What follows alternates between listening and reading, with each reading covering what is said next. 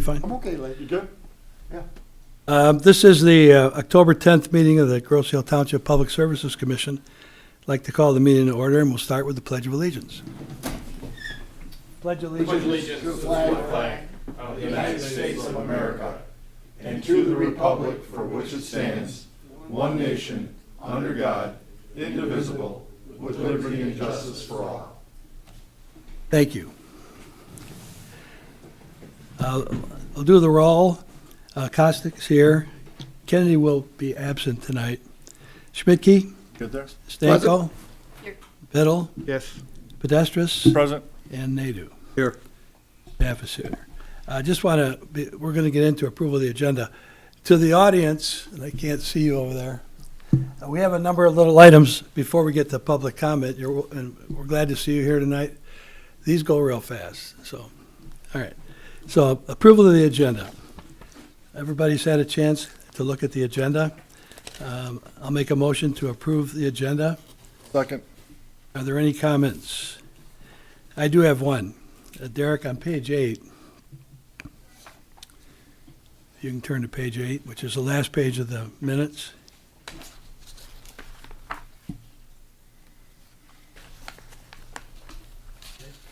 Under the chairman's comments, it says, ask that a copy of the report be provided to the township board. Well, I think you should clarify the report we're talking about is the report on the capital projects that you gave last meeting. This one? Derek, you got, so it's called the 2023 Capital Projects Report, okay? That really clarifies that. Are there any other comments? If not, all in favor of approval indicate by saying aye. Aye. Opposed? Motion carried.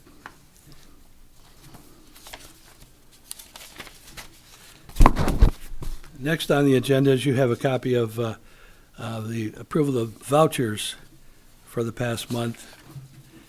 And again, I think the staff did a pretty good job because we were without a finance director. So thank you, Derek, for putting that together. Thank you. Mr. Chairman, just a quick point of clarification. I believe the last vote was for the approval of the agenda. Is that correct? Minutes. We did, okay, did you approve the agenda? Right. Okay, already? Okay. No, I guess I went over that.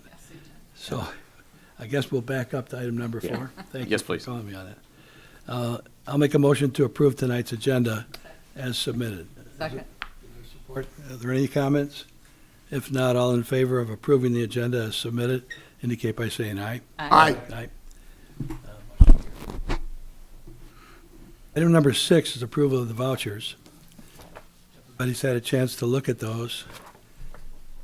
Any comments, questions? Hearing none, can I have a motion to approve? I will make a motion to approve the vouchers. Their support. Who supported? Dave, they do? Any further discussion on the vouchers? If not, all in favor indicate by saying aye. Aye. Opposed? The vouchers are approved. Next, you have a statement of our revenues and expenditures for our water and sewer accounts. If there aren't any questions, we'll just receive and file that. Are there any questions? Hearing none. Next, you have a copy of the treasurer's report for the month of September for our capital, for our public service funds. Any questions on that? I'll make a motion to approve the treasurer's report for September. I will make a motion to approve the treasurer's report. Mickey made the motion. Is there support? Support. Pedestrians supported.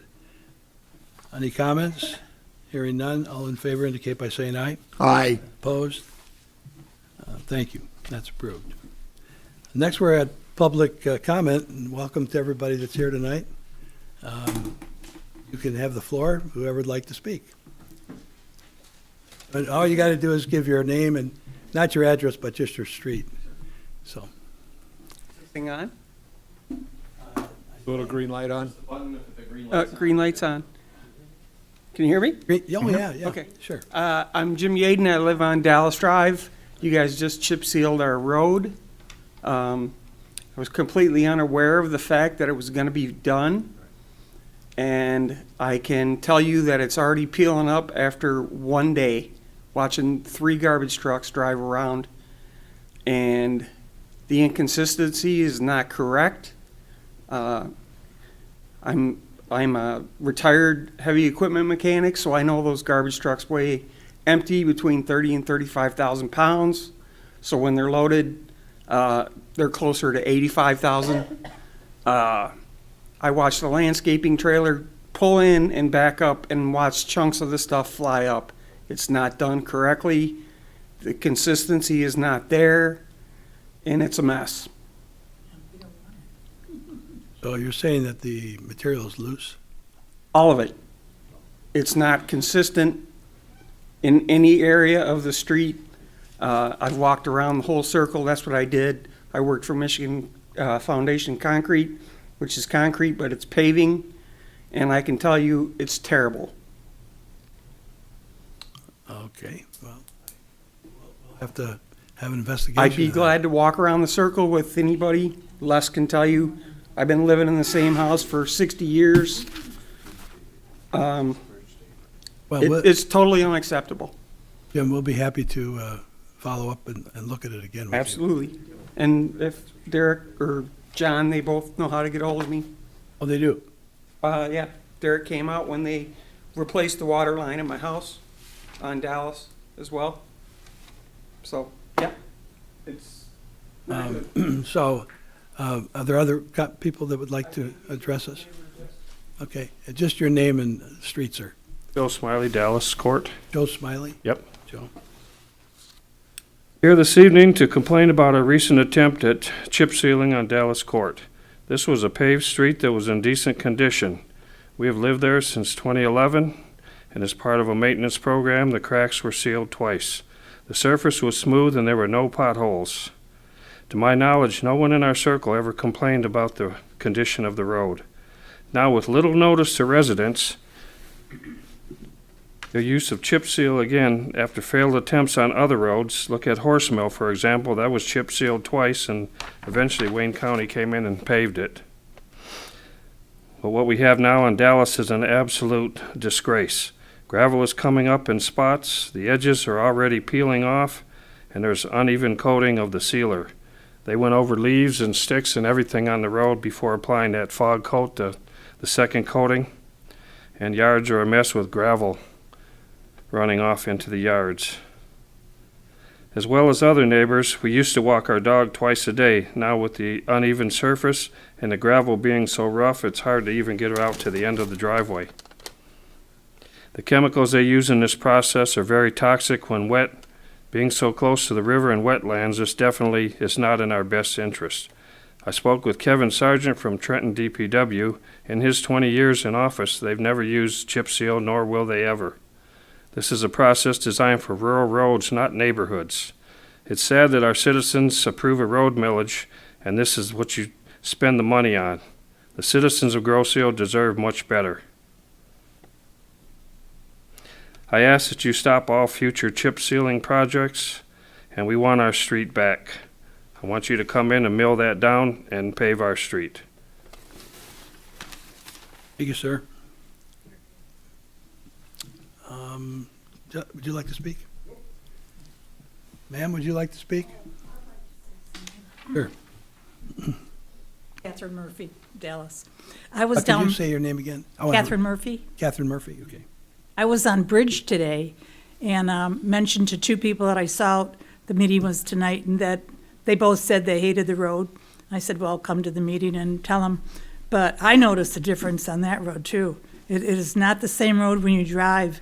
It's lumpy, bumpy. I mean, it's You're talking about Bridge Road. Bridge Road. Yeah, got the same treatment that we did. So, terrible. Okay. Well, I drove Bridge today, myself.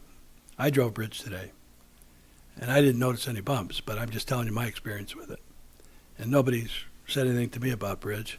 The road out here, we did several years ago. We redid it. Here's some folks coming. Welcome. You're welcome to come to the meeting. Well, and Grow was just done too with the chip sealing process. Row Road was done, and, And it turned out fine. I've been living in the same house for the same number, or since the 70s, and it's better off when it was gravel back then than it is right now.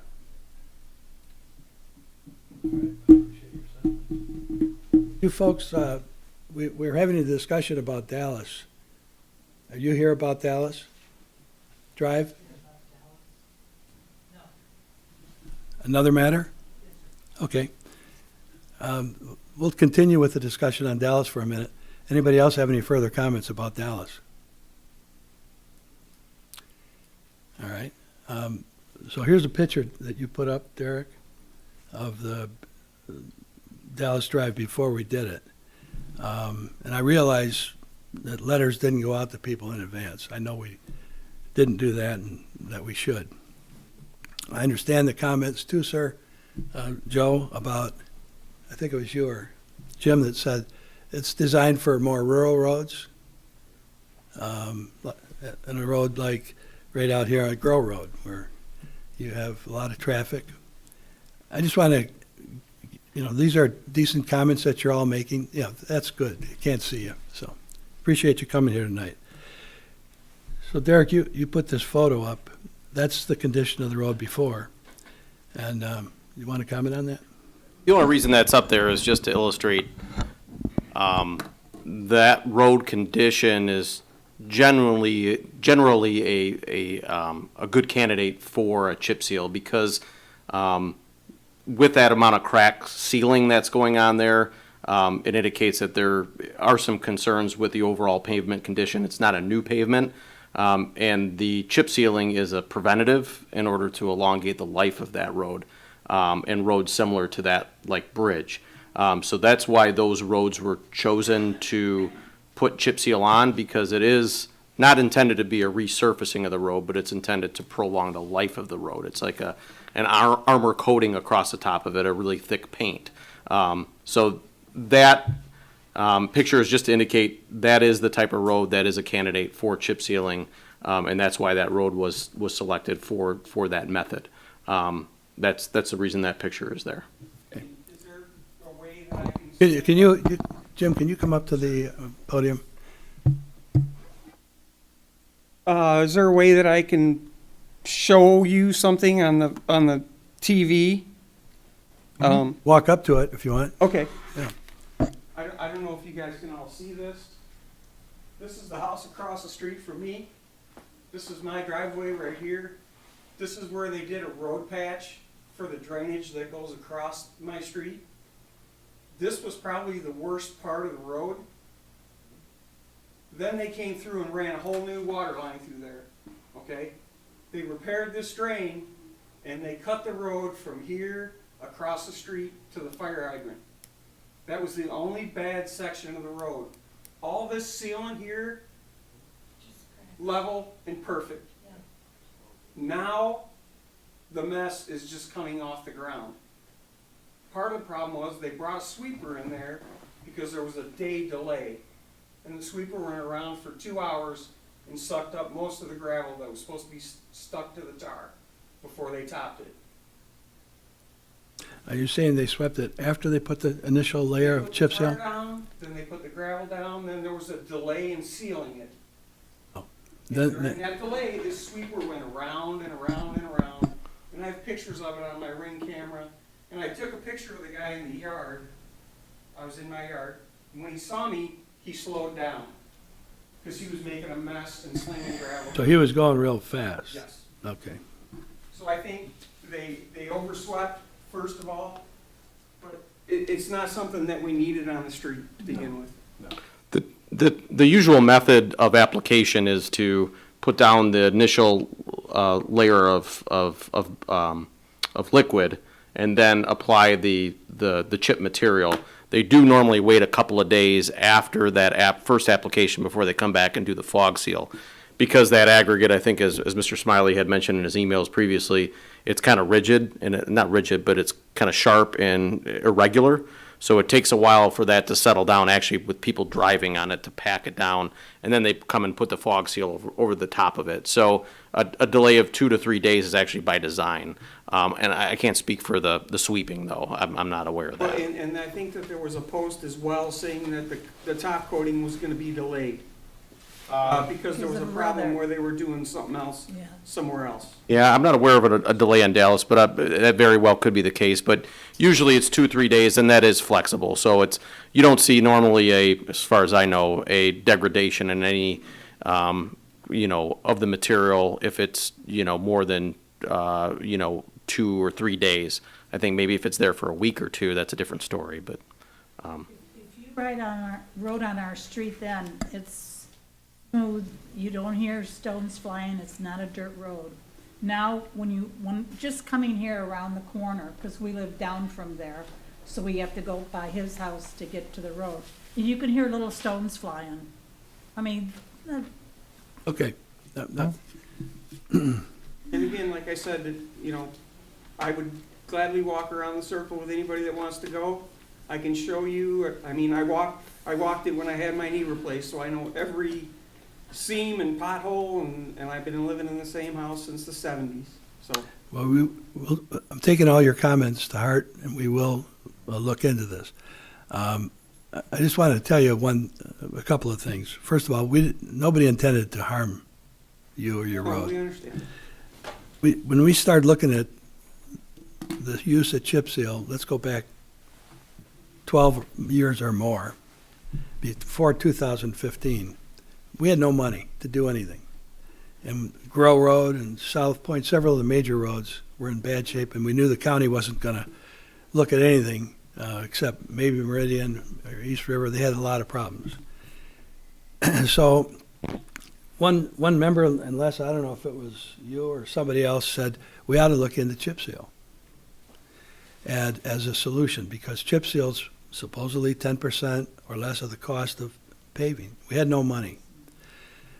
So we made some calls, and I recall that a gentleman from MDOT, from Lansing, was in charge of their chip sealing, and came in and talked to us, brought a video, showed us what chip seal was about. We then made contact, and I think John made the contact with Monroe County Road Commission, and several of us, at least 5 of us, went and spent an afternoon with Monroe County Road Commission and saw their operations, saw what they did, looked at how they were doing it. They even offered to come out for us paying for them to do a section of Ferry Road, but we ran out of time and weather, so they never did it. But and then a couple of us went to Lenawee County and looked at what they were doing.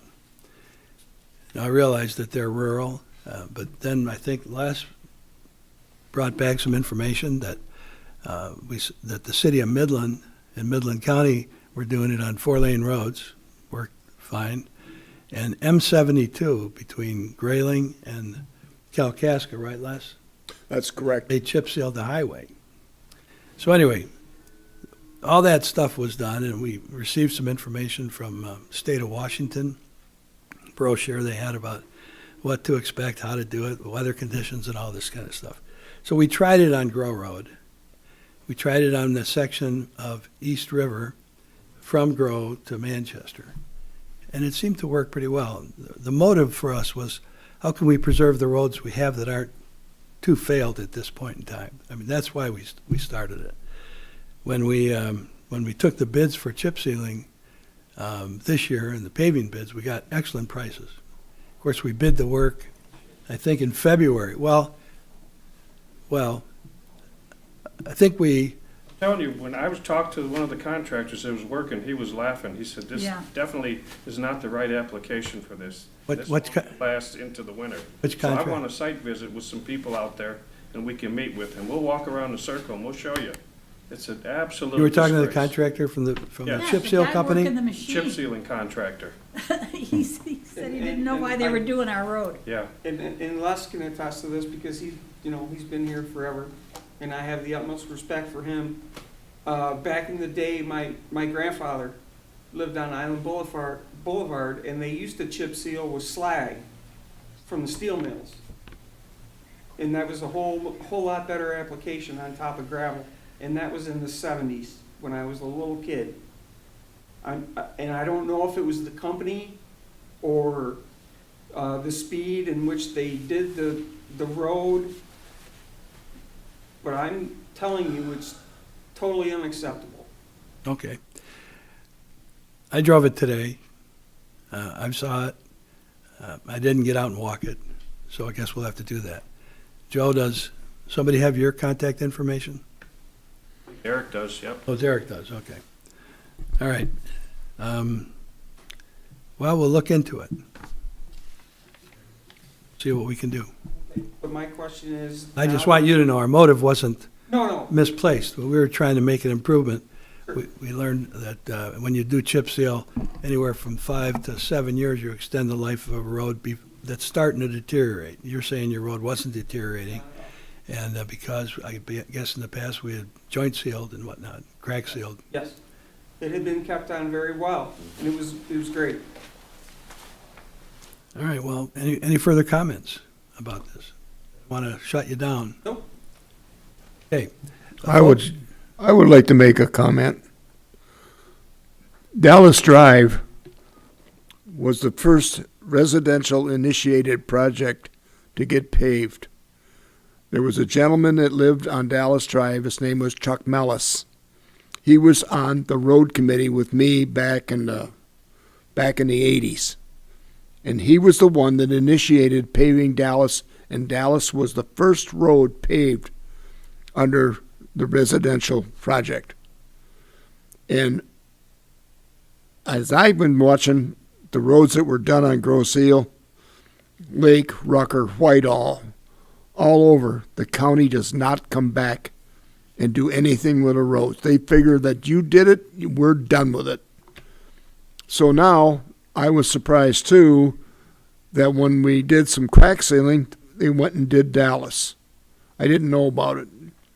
But that is the first time that somebody is starting to take care of the residential initiated projects. Unless I'm unclear, are you saying the county crack sealed? No, we did that. There was money left over from, or some stuff left over when Lorenda was the interim manager. Okay. I mean, we tried to do some every year a little bit. Yeah, and Lorenda went in and it sealed up Dallas. When they put the sewers in back in 1986, I believe it was, the township came around and, you know, we all had to tie into the sewers. I was a kid then, that was my mom's house. But then after they did that, that's when they paved it. You know, and they came around and did the same thing. You know, they went to every one of the homeowners and said, we want to pave this road, it's a yay or a nay.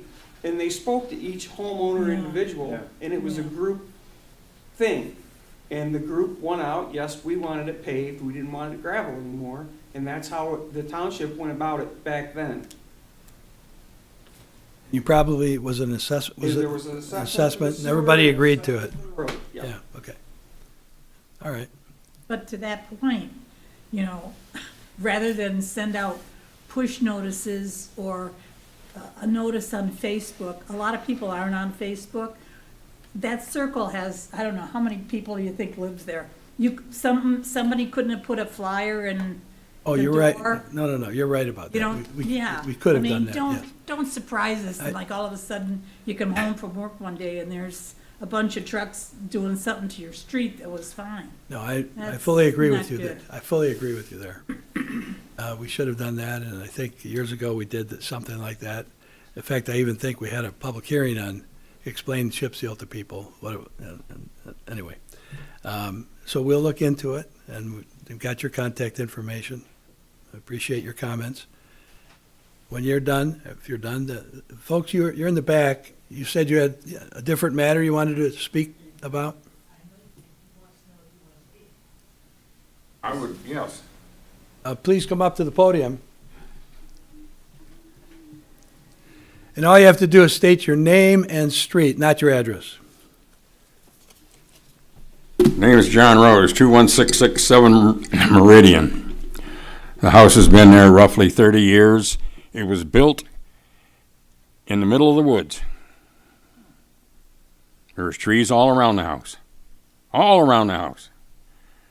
And the land around the house that it's built up on is awful wet, stays soggy until sometimes, depending on how wet the spring is, into August, which makes mowing a little bit difficult.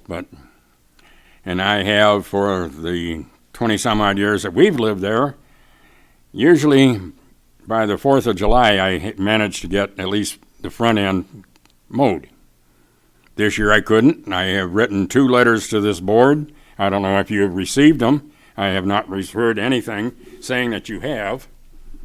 But Can you, I'm, hold on, John. That's the correspondence that was passed along to you last meeting. At the last meeting. Yes. Oh, and I thought it was addressed by staff. It was forwarded to community development. Oh, it was forwarded to, not our commission, but to community development. But anyway, go so ahead. that's who I have to see about getting something done so I don't get harassed another year.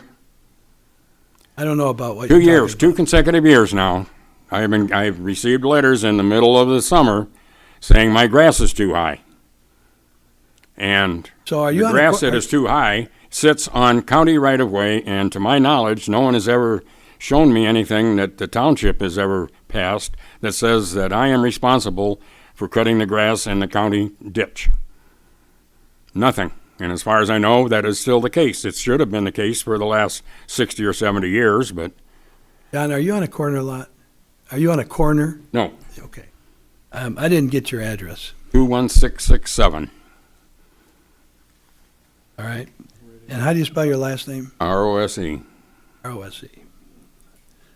And I recall seeing the letter, but it was referred to the different department, but you're talking about a drainage issue. No, I am talking about someone coming in and harassing my wife about cutting the grass and Okay, that's getting one rid issue. of piles of chips that are that were out in the front yard, which has been taken care of. Well, John, And that's, then tell her that she's supposed to be out there in the front yard picking up branches. Now, in the middle of the woods, it's strange that I know it happens, but trees drop branches every day in my yard. And she is not going to go out there every day just to satisfy your control officer and pick up branches. It's not going to happen. And for someone to come by and stand there and try to either scare or intimidate my wife is totally unacceptable. And it will not happen again. I hear you, that's a different And department, if, but I and want to if I ask you. have to take it to a different department, just tell me who to take it to, because well, there's- I'll be glad to do that Derek's too. the township manager. I'll Let me just clarify a couple of real quick things. So DPS Commission doesn't really have anything to do with ordinance enforcement. That's through our Community Development Department. So your letters were forwarded, or your letter was forwarded to the Community Development Department. Well, there should have been 2 letters, but Well, whatever. and each one of the members of the DPS Commission received the letter addressed to them at the last meeting. But it's a Community Development Department issue or item. This board here, this commission deals more with, public services, road, sewer, drainage, that type of thing. But John, I did see the letter, and I do want to ask you this. So you said that it's very wet. Do you have a drainage problem there? No. That there's Well, there's no drainage problem, it's just constantly wet. It has always been wet. It was wet when we first moved here on the island, and it's still wet, and it'll remain to be wet because it's low land. And it's always been low in that section, just east of Meridian. It's mostly 100 feet back in, and it's all over. All right, so you're talking about a wooded area that's just plain wet. It doesn't drain, it has nowhere to go. There is no drainage. Of course, you familiar with this, John? Is there a drainage solution to it that could dry it out, or no? Backyard's drainage grant program, could get it from the back to the front. There's a ditch in the front with a storm drain. Because we do get involved in drainage issues. If there's a way, Well, I don't have a drainage issue. I just let Mother Nature do what the heck she wants, and then when it dries out enough for me to mow the lawn, I mow the lawn. okay. But for someone to come by and look over 2 feet tall weeds that are growing on a county property and tell me that my 10-inch grass is too high. It's, no. I understand where you're coming from. So Derek, you have any comment about addressing this? No, you and I can speak. I think I have your contact information. I believe your complaints relative to the ordinance issues were forwarded to the Community Development Department, as well as your complaints about the ordinance enforcement aspect of it. So I'm sure that they'll be addressed by that department one way or another. Is there a timeline on that, or do I? I'd have to follow up with Community Development to see where they're at with it. I'm not aware currently where it stands, but we can make sure that they reach out to you to give you an update. Okay. Okay? Before you leave, John, Derek, what I'm wondering is, if we have an area that's wet and it's something that you can't maintain it properly because it is too wet, we're not going to. Well, the area behind the house is heavily wooded and wet, and nothing grows because there's too many trees. And this thing about grass needing sunlight and that kind of stuff, it doesn't exist back there.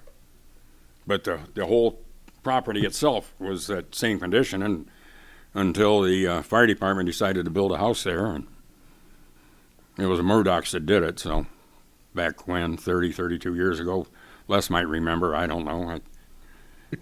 Somewhere in that hood. So what's the answer here? If there is a drainage issue, if the grass cannot be cut because it's too wet there, as was mentioned by John, we do offer grants up to $5,000, 50% of the cost of drainage improvements that you could apply for to help dry that area out, assuming it's not a wetland or anything like that. If that would help with your grass cutting situation. I'm fine with cutting the grass in July, if I have to. It doesn't make any difference to me, but to sit there and have someone come up and harass my wife about cutting the grass and picking up branches off the front yard, I don't go for that. Yeah, and that option is on the table if you do decide at a certain point in time you're interested in that. But Okay. we'll follow back up with you after I talk to Community Development tomorrow and see where all that stands. Okay, thank you. Yep. Thank you for coming to the meeting, John. All right, any other public wish to speak about anything else? All right, then we'll just move on with our agenda. Next, we'll get an update from our wastewater treatment plant manager, Ryan Walsh. Ryan? You're welcome to stay, you don't have to. Thank you. Ryan? Thanks for coming, gentlemen. Hello, everyone. The ACO work, it's moving ahead at a good speed at the plant. The final clarifier walls are being formed right now. So the forms around the wall, the floor of the tank is already set and poured. So that's happening. Next, which is happening, is the installation of the 24-inch pipe that's going to connect the RBC building to the new final tank. So that's the inflow pipe. And that's happening right now, actually. So that's the excavation that's going on right now, the Happening right now. 24-inch pipe that connects the two? Yes, from the RBCs into the tank. And then after that, what they're going to have to do is it's a splitter box with valves, which will actually tie in the RBC room and building into the pipe. That'll happen eventually too, in that. So, and I don't see any issues with that in the future. And then in November, the ILP screw pumps will be replaced, and that should take about 6 weeks. So while that's all happening, we're going to have bypass pumping, which will happen around those screw pumps. And that's all automated, so it'll work all the time. Screw pumps are in which building? At the front of the RBC building. So that's what lifts all the water up into the RBC building. So we have to replace those. We're making them wider. And that should take about 6 weeks. But we'll be able to operate, normal flows, high flows. It won't be an issue. And usually November's lower flows also. So, most of the rain's over. Last week, the primary tank number 1 was put into service at the plant. So that was a good success there. So that means that within the last 3 years, all 3 primary tanks are all brand new, with new scrapers and everything, and the motors and drive units. So we're happy with all that. Good. The maintenance cap, the overage, I guess we'll go over that. I made a big list of all the expenditures on that. I don't know if you guys have that. We do. We have a Okay. copy of it. It's one of the, it's the I know first it's an action item, item yep. that we're going to come to Okay. after your report. Okay, and we can. And I think you did a great job providing the data we needed for that, so. Okay, and I will in the future like this, because where I can list everything out. It just makes it a lot easier for Very you guys. clear. Okay. Okay. We had last week at the plant on 10/5 the official pre-construction for the HVAC improvements. There was a meeting with Monroe Plumbing and Heating and all of their contractors that they're going to use. So that kind of started all that. And the contracts were issued to the subcontractors. The design documents will be due next month, and equipment submittals also. So once we have all that, it's looking like all that'll start in May of next year. Oh. All that HVAC work. I mean, the installation, Yep, for the not till May.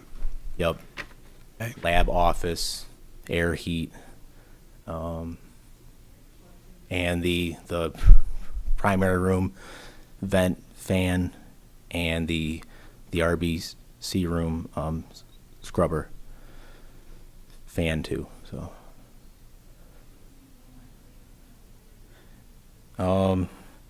we've been having issues with our primary and secondary sludge pumps.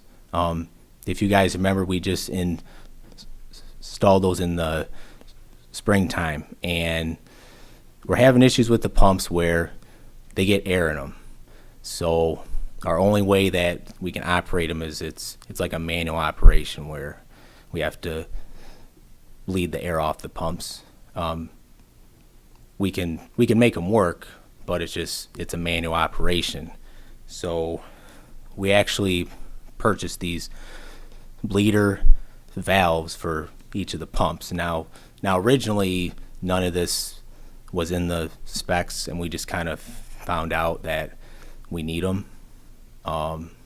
And the issue is I'm going back to Kennedy, who sold us the pumps, to try to get them to provide us with a spec sheet or blueprints on how to install these valves, because without that, Monroe or whoever can't provide us with an estimate, if they don't know what to do. So I'm working on that right now, but that's eventually we will have them working. So that's a work in progress. And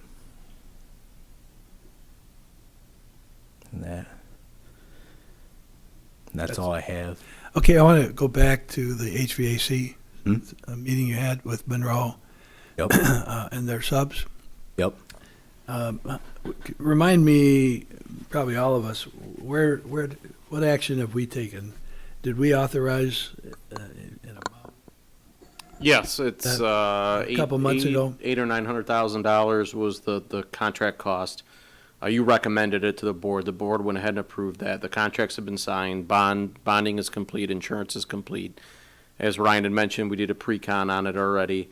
The reason that such a long time frame on that is because a lot of the materials have a very long lead time. So that's what's taking so long, why the install can't be done until basically the spring. So, everything's been done on our part as far as moving that project forward. We have the specific plan. It's been approved by Eagle, by the state. I believe there's a Part 41 permit for it, yes. So I don't think there's any permitting issues that exist. And Monroe, is it Monroe Plumbing? Yep. Yep. And heating. Yep. They're acting as the prime on it? Correct, yes. Yep. So you say that meeting was just held at the plant? It With was the last week. subs? Yep. With all the subs, sheet metal guys, everything. Yep. Oh, okay, so Everybody who- so one of the subs is a sheet metal, Yeah. they're the plumber. Is one of the subs an electrician, or are can they do electrical too?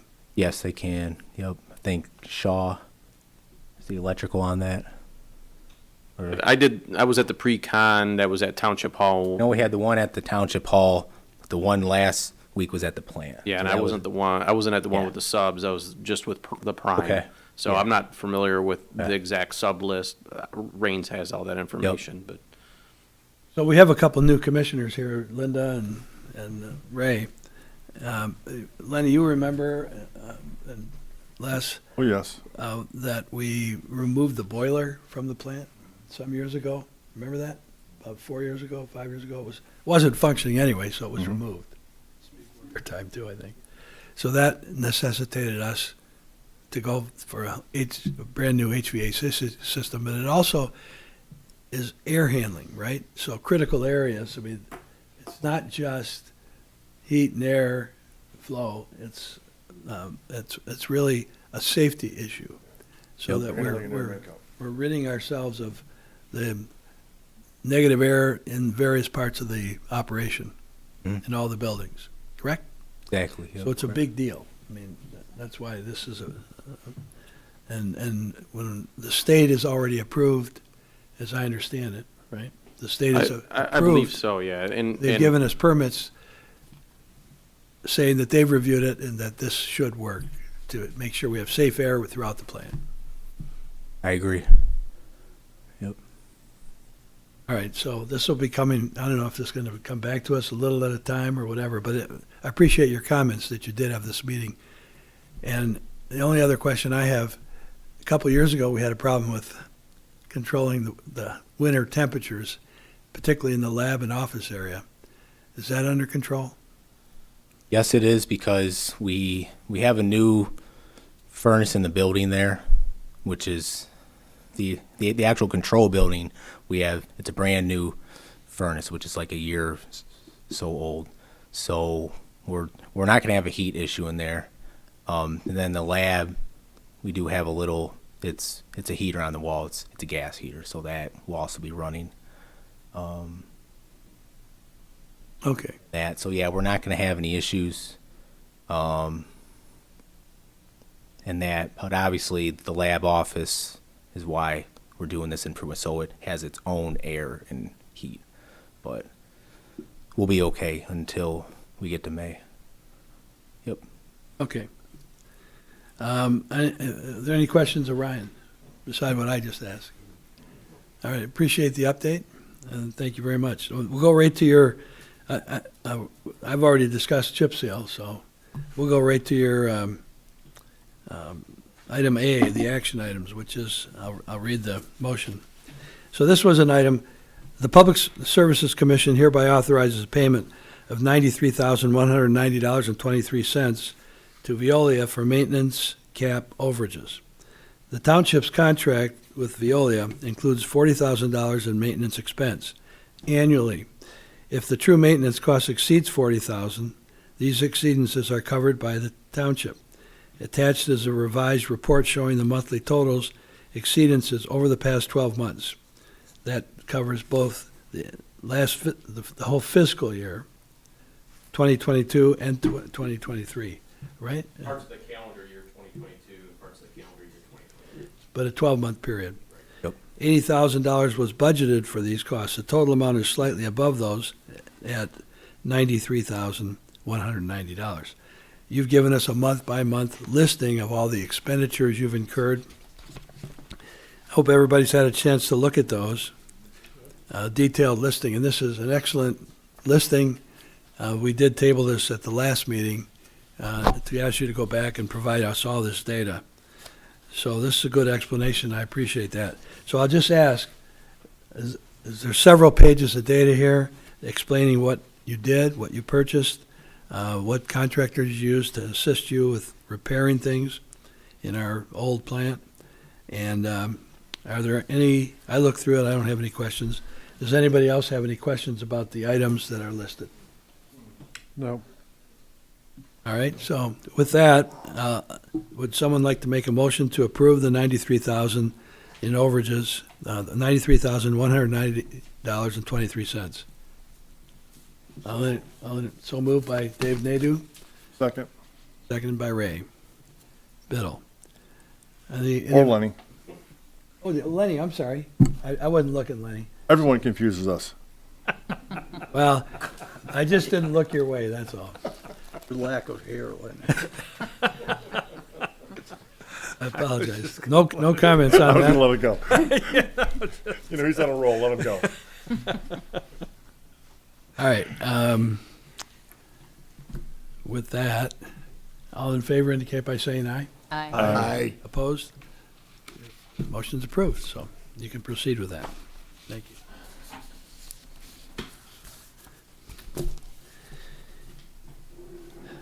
Manager's report.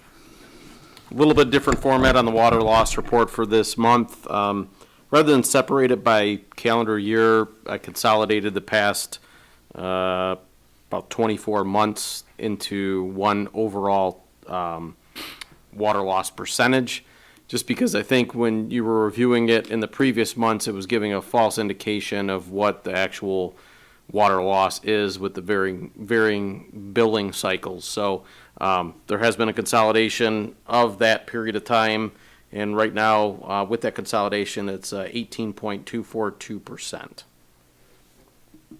Are there any questions about this format or that information? John, you told me that an acceptable level in the Waterworks Association is up to 24%? 20%. 20%. So we're close to that with 18%. With the next section of billing, you'll be well under it because you're going to get caught up. You're going to sell more than you purchased. So, Derek, Ray raised a question to me about interpreting this information.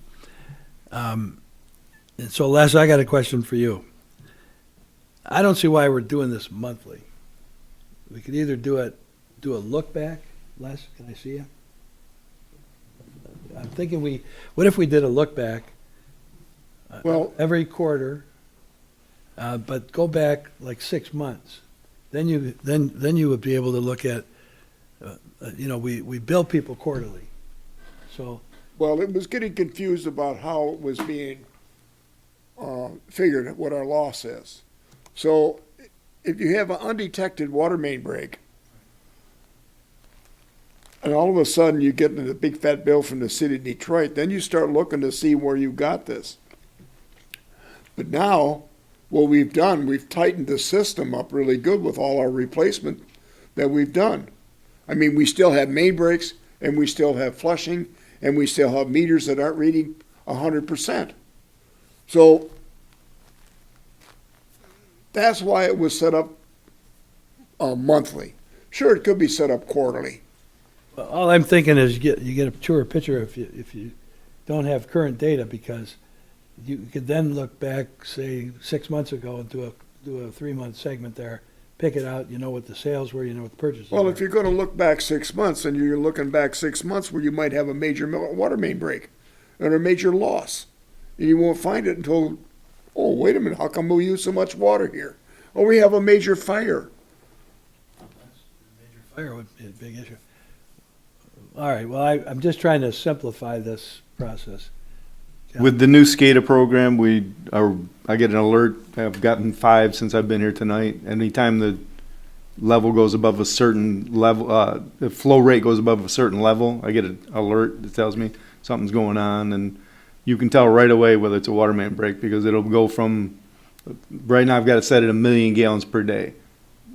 It's averaging 1.04, because with all the projects that are going on currently, but when we get a water main break, it goes to 1.5, 2.0, just like that. So within like, when they hit the water main, the 16-inch water main on Meridian, within 10 minutes, I knew that there was a huge break, and we're on it.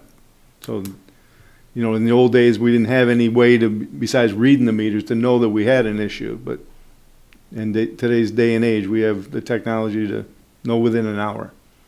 All right. Even in the middle of the night, I'm still getting the. Well, I'll leave this up to you guys, but and maybe looking back to 2021, you can compare month to month.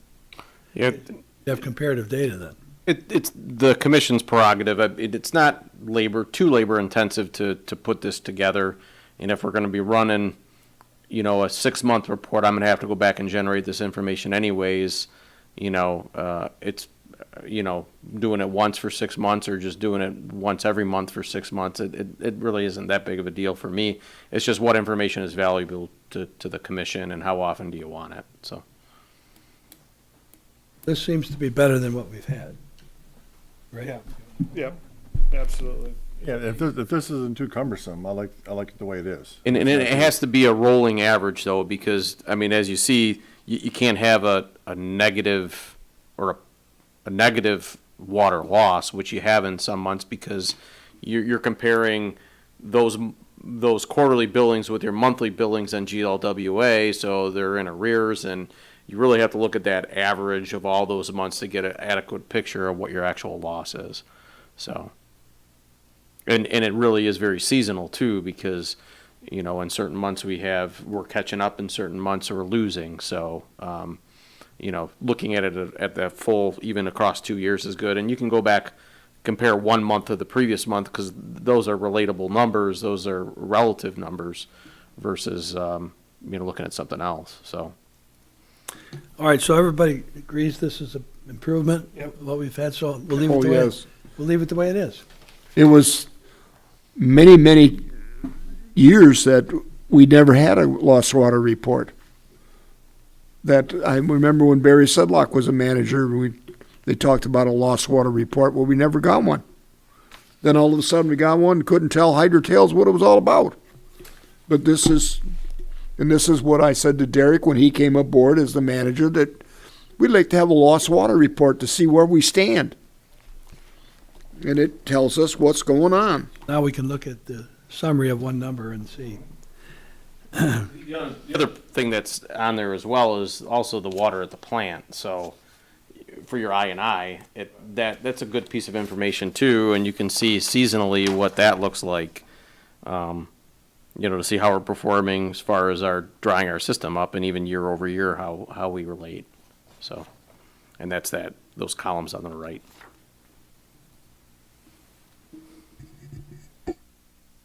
Okay, well, any other comments?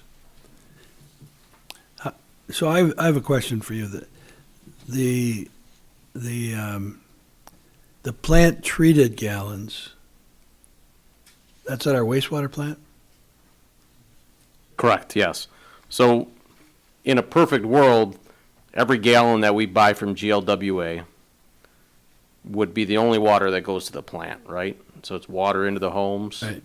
that are metered from GLWA, you know, less the loss. And that should be all the water that's going to the plant. So we can figure if whatever the differential of inflow into the plant against the water purchased from GLWA is I&I, right? So not inflow, but influent coming in. The difference there is I&I, or inflow and infiltration, so we understand what the percentage that's actually going to the plant actually is not, potable water. So that's what that is. I didn't bring it with me, but I talked to Derek about it, and I talked to Ryan about it. So, one of the concerns from the monthly reports, you all don't see it, the monthly reports of the wastewater treatment plant, you have the amount of gallons of water purchased from Detroit, or from Great Lakes Water Authority. Right. And then daily, we have that daily. And then we are able to display how many gallons came into the plant, wastewater plant, on a dry day, not when there's rain or snow, no precipitation, okay? And it used to be, and I recall this from prior reports, it used to be well over double years ago. So if we sold 1 million gallons of water, or we purchased 1 million gallons of water, and used it a day, we were treating at the plant 2 million or more a day. And then when it rained, we'd get this infiltration and inflow directly into the sewers. And we could quadruple the amount of flow coming to the plant. What I noticed lately in looking at the report, it seems like we're running, and Ryan verified this to me, about 500,000, about 500,000 gallons a day over in a dry period over what we're purchasing, if I'm making sense. So this relates to the sanitary sewer program we have going, where we're inspecting the sewer lines, the 5-year program, Lenny. We talked about that at length. It looks like we're bringing, as we're repairing leaky pipes in the sanitary sewer system, we're taking on less inflow and infiltration. And so I think that's dropped from, let's say, over double to about 50%. So if it's 1 million gallons a day, that's a good average, I guess, that we're buying water. We're running about 500,000 or 500,000 gallons over that a day. So the sewer inspection program is really starting to make some good sense for us, payoff for us. And by the way, where does that stand? We've done the 5 years. I think Sohal's report will refer to that we're going to rebid it. Yeah, so if that's a good transition to the project status report, and Okay. the sewer system is actually the first 2 items on that report. Phase 5 is pretty much complete. I think that they're just knocking out some minor areas. Is that accurate, Correct. John? Yes. Yep. And they're looking at putting the bidding documents together for the next 5-year cycle. And I will tell you a little bit of information off topic. When we had the big rain event in August, there were a couple of residences within the community that had some water in their basement as a result of that event. And by law, I think it's PA 222, we're required to offer the opportunity for those residents to file insurance claims against the township's insurance policy for sanitary sewer backups. In a situation like that, where it's an act of God, PA 222 doesn't hold the township or other municipalities liable for those situations where the system was never designed to handle that. But one of the things that the insurance company likes to see to ensure that we've done our work is a asset management and an asset inventory and an inspection and a cleaning of our sanitary sewer system. So I guess my point in all that is this process that we go through is not just for us, but it's also for the residents to make sure that, we're not putting them in a position because we're not inventorying and taking stock of our sanitary sewer system on a regular basis to make sure that we understand its condition and address any issues that might exist that might cause those problems. So it's a very, very good program, even though it is state mandated. I think it's great practice, and it should have been done even if the state didn't mandate it, because it makes sure that our system is reliable. So continuing that process, doing it every 5 years, is great, not only for for the residents, so they have some confidence in our system that it's not causing them any issues with sewer backups, our sewer system, that is. It limits our liability because we've done our due diligence, and it gives us a really good tool to make sure that we understand, what things we need to correct. And that is the second item on the report.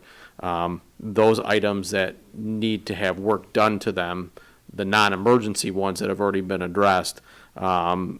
Raines was looking at potentially extending a contract or recommending the extension of a contract for sewer rehab that they have with Allen Park, but it looks like more than likely they're probably going to bid out that work. So that'll be a package of work that they'll put out, and that's the most critical items that were found through our 5-year inventory and our asset management plan. So that's currently in process.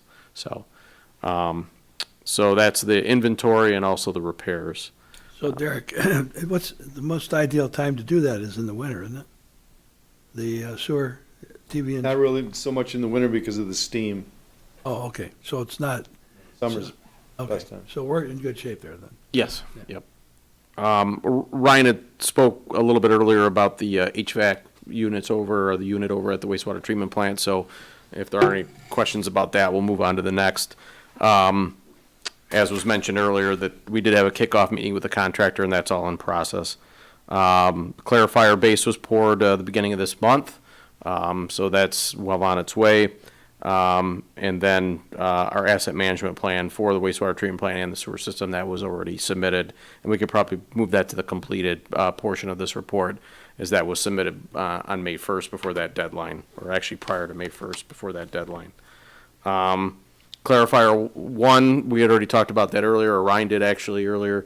That work is complete. They have a few punch list items that they need to resolve. The VFDs, that has been completed. And the water asset management plan, that has started. That's probably about 20% right now, 20%. And we have meetings probably twice a month with regards to the status of that. But Fishbeck has been working diligently with Raines to get that completed. Paving projects, right now we're working on Park Lane. We're still on track by about the end of the month to have that road paved. So that's currently in process. As far as other paving work that we have remaining to do, it's pretty much concrete. The contractor is going to move to some neighborhoods south of Church. John was out marking pads with the engineers the other day. We're going to be spending probably about $100,000 to $150,000 in subdivisions south of Church over the next couple of weeks. And we'll probably have about $100,000, $150,000 left over in that contract. But that remaining dollar amounts, those remaining dollar amounts will have to move to work in the spring, because I think we're just going to run out of time. But I think we've been pretty happy with the work that's been ongoing. We're trying to work in a lot of different areas of the community to spread the money around, but GV's been good to work with, and that work continues and will probably for the next month or so. John, do you have anything to add to any of that? Just the project for Wayne County that's coming up on Monday. Yep. So as you probably had noticed, Meridian Road has been milled. It was milled a couple of days ago, last Thursday and Friday, I think. They do have some base repairs that they're doing right now, which is delaying the actually resurfacing of that until next week. But I believe they're going to start on the Parkway side first, so Parkway to towards the bridge, and then they'll go from Ferry going north on Meridian to finish that portion up. So hopefully that'll be completed all next week. I know that there was a suggestion to try to do that before the bridge was completed, to try to move it up, and that's what they ended up doing.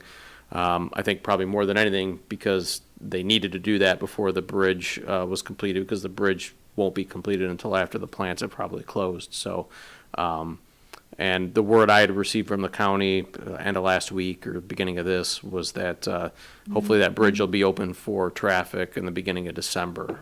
So that's where we're at with that construction project. I think that's all I have. John, anything else? No. Any questions?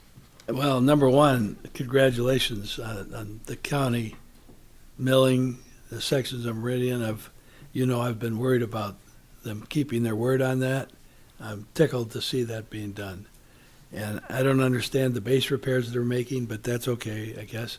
If they could keep to Monday, that'd be great. I mean, that's a real significant step forward. One of the worst sections of Meridian is from Island Drive to the bridge, especially if you're southbound. That was just a series of bump. So that'll be great, and let's hope that they continue ends to next year. So I'm really pleased about that. So it looks like the contractor, the GV, the paving, the cement contractor, is moved over to Park Lane. Correct. now. And then whatever is torn up on Park Lane is going to be it, and then they're going to move over to the Canterbury area. Canterbury area? Okay, that's a good plan. One last item worth noting, and there'll be a push notification that'll go out here shortly. The county is going to be closing the Free Bridge tomorrow night from 10 p.m. to 2 a.m. They still have some welding work that they need to do on that staircase that goes up to the control booth up there that was hit by that backhoe that was crossing the bridge. So there'll be a push notification that'll go out with regards to that. I believe public safety will still be able to get on and off, but it will be closed to regular traffic from 10 p.m. till 2 a.m. is the plan right now. Didn't affect most of us anyway, hopefully. Well, that's all good progress. Thank you very much. Thank you. Thank you, John.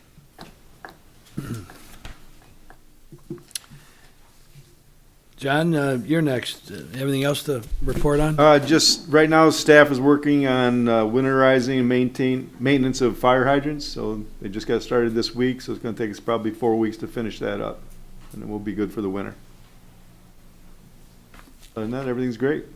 We, one thing I noticed, do we have a painting program going on for hydrants? We started a little bit, but we didn't get very far this year. Lose your manpower? Well, yes, sir. We having trouble getting seasonal help, and the ones we did have went back to school this fall.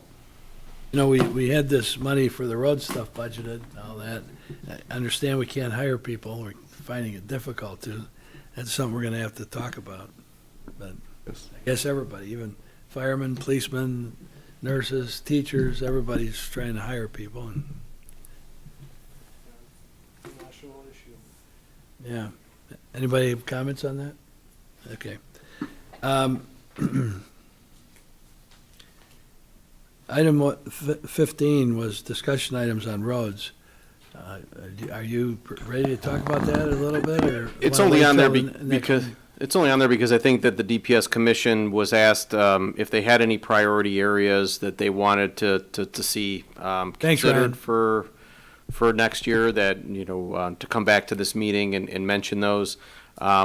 We do still have a little bit up in the air with regards to how much money we're gonna have available once the projects conclude for this year, as well as looking at a couple of projects that we maybe want to try to partner with the county on potentially.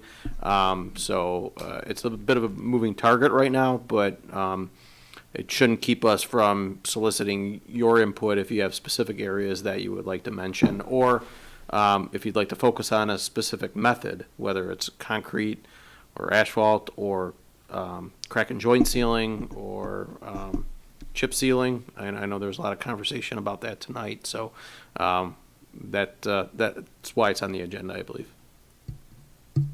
Does anybody have any comment on particular roads? We know we're gonna do Ferry. And hopefully we'll be in a position on Ferry to bid it out in February, maybe.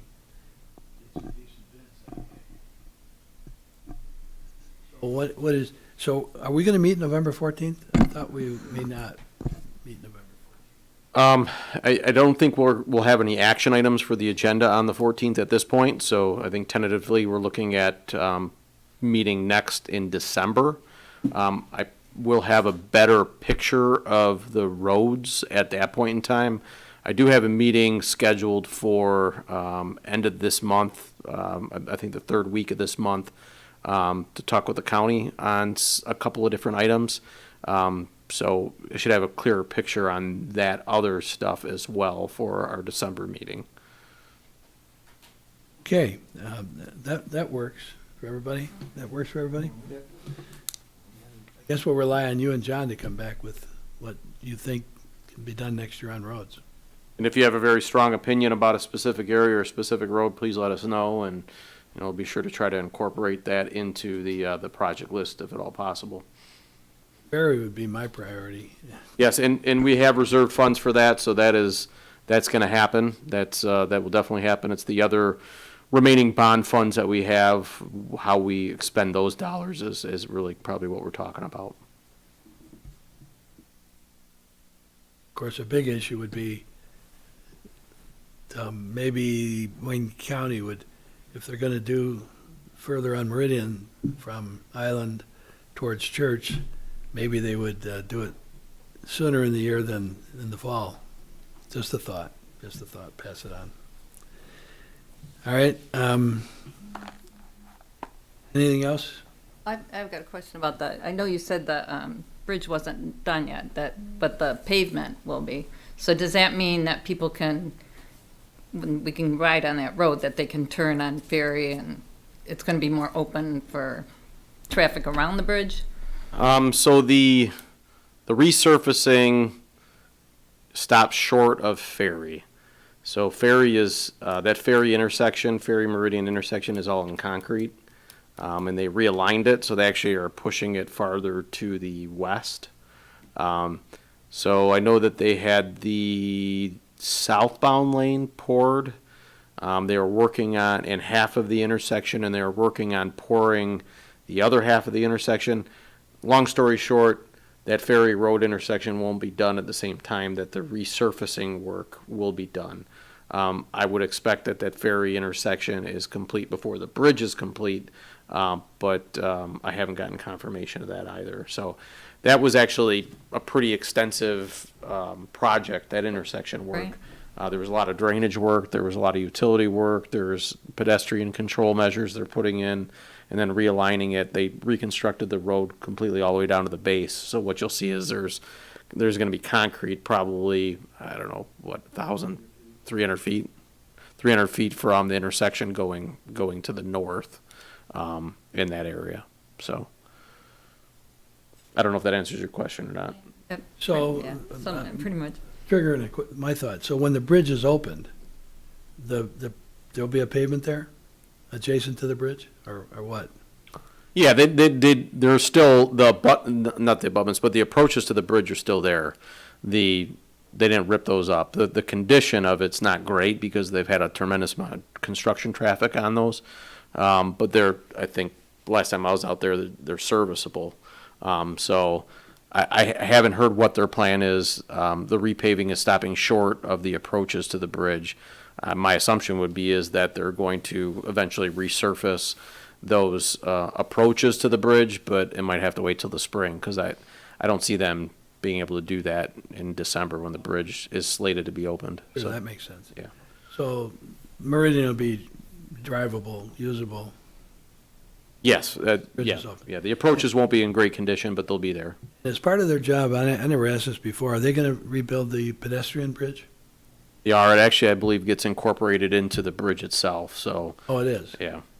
Oh, okay. Great. Any other questions on that? So bridge is mid-December, we think, your current estimate, or their current estimate? The county doesn't like to give out exact understand. dates Right. because, a lot can happen with construction. But what they've told me is they are hoping for the beginning of December. Okay, fair enough. Okay, chairman's report. Okay, the only thing I have is people were here from Dallas Court. Derek, are you gonna schedule a time to go walk it with a few people? Yeah, we had inspectors on site when that work was being done. So I want to talk first with the engineers to see if they saw anything that was out of spec or anything that was concerning. But yeah, we definitely will go out and meet with the residents and address their concerns, and then speak with the engineers to see if there's anything that can be done to address some of those issues in that area. Okay, well, I've been involved in this chip sealing for a long time. I'd like to be part of that meeting, and I didn't want to leave anybody out, so if it's okay with you, I'd like to ask if there's anybody from the commission that would like to volunteer to try to participate in that meeting. Not to complicate it, because I know more people you have, the more difficult it is to get a time, but if you come up with a time, and it would seem to me that, I know I'd like to volunteer to go with you, and the engineers. If we're gonna walk it, let's do it. Does anybody else like to do that? Would they be part of that? Well, I will be gone next week, so I don't know, that's probably when you guys are gonna be scheduling this. All right, so, just me, I guess. I didn't want anybody to feel excluded. Oh, yeah, fair enough. If it's next week at some time and you have a time, just shoot us a quick note, and if we can make it, we can make it. Okay. And I don't want to complicate your scheduling issue. You and the engineers set it up with a couple Yeah, whatever Joe, works for you guys, and if we can dovetail in, great. If not, then who's we're in good hands. primary spokesman, well, Jim and Joe and then Catherine that were here. If you have their contact information, we'll just try to schedule a time and at least walk it before weather gets real adverse and come up Yep. with Yep. some thoughts on it. Okay? I don't have anything else. Let's go around the table. Dave, anything? Good. Linda? You're good?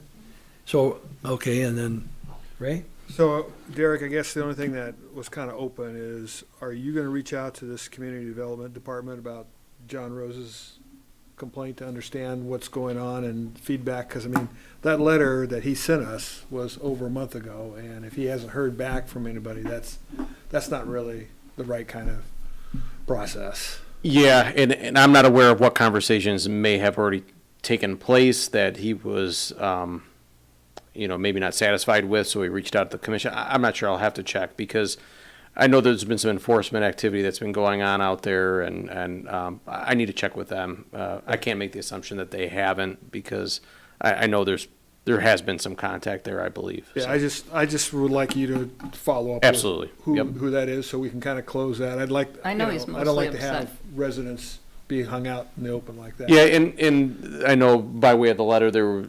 He's upset about the way it was handled. Exactly. So, that becomes a different issue. Or you have ordinance violations and, what's going on with that. And then you also have other issues that need to be But his addressed in house, different ways. when you see his house, it's in the woods. I mean, it's all woods. You cannot tell where his lawn begins.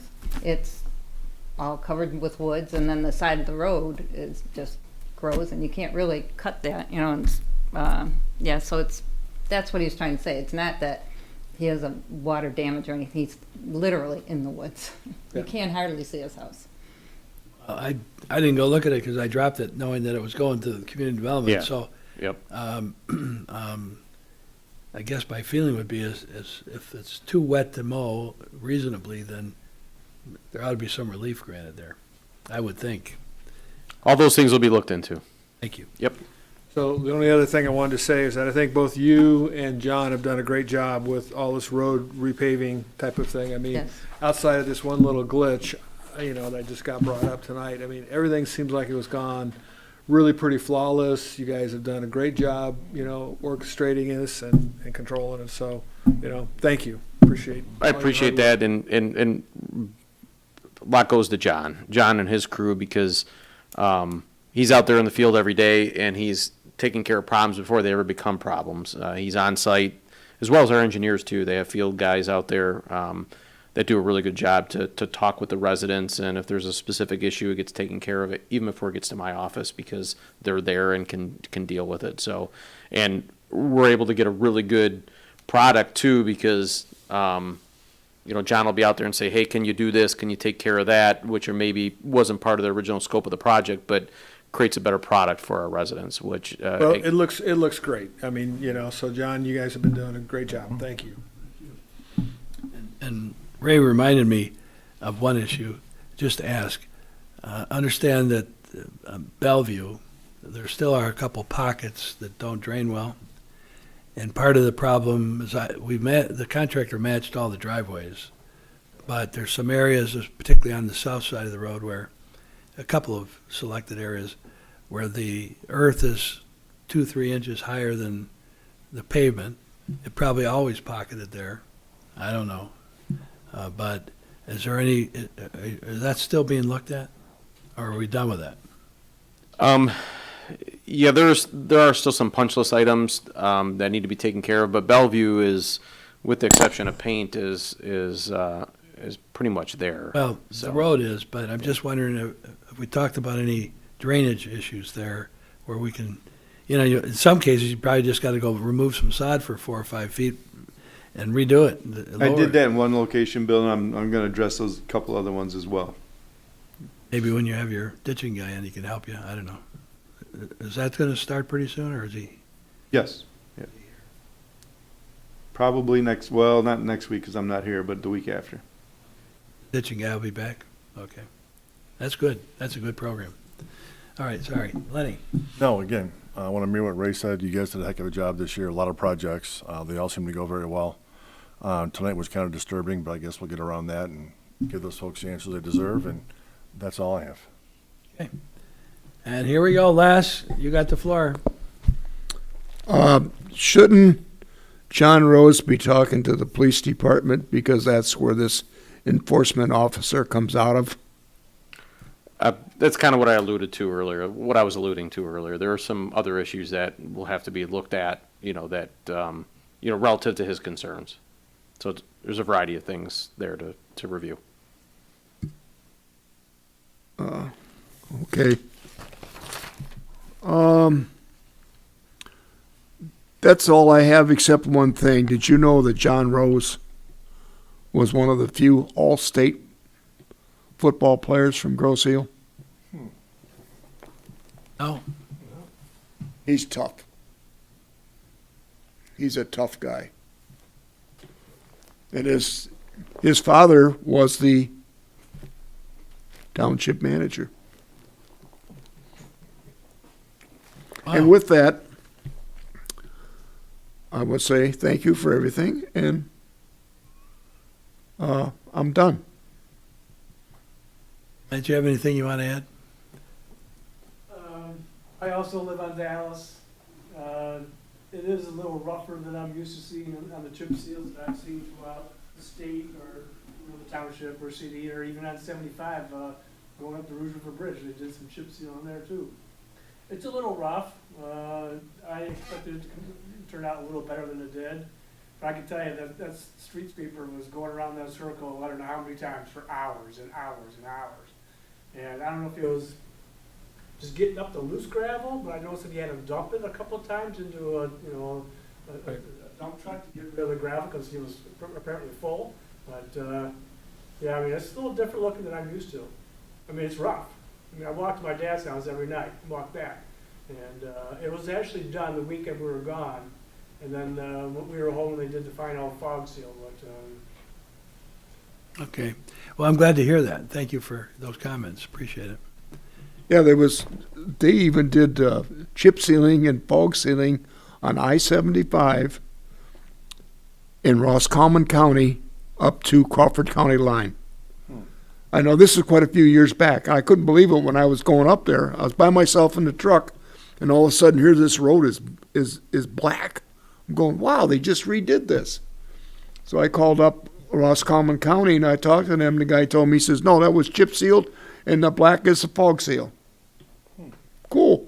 And like you said in the meeting tonight, yeah, they did 72 from county line. You brought the article in. Yeah. That cars are going. It's actually coming up in some areas. You get a big truck going around the corner, or someone spinning their tires.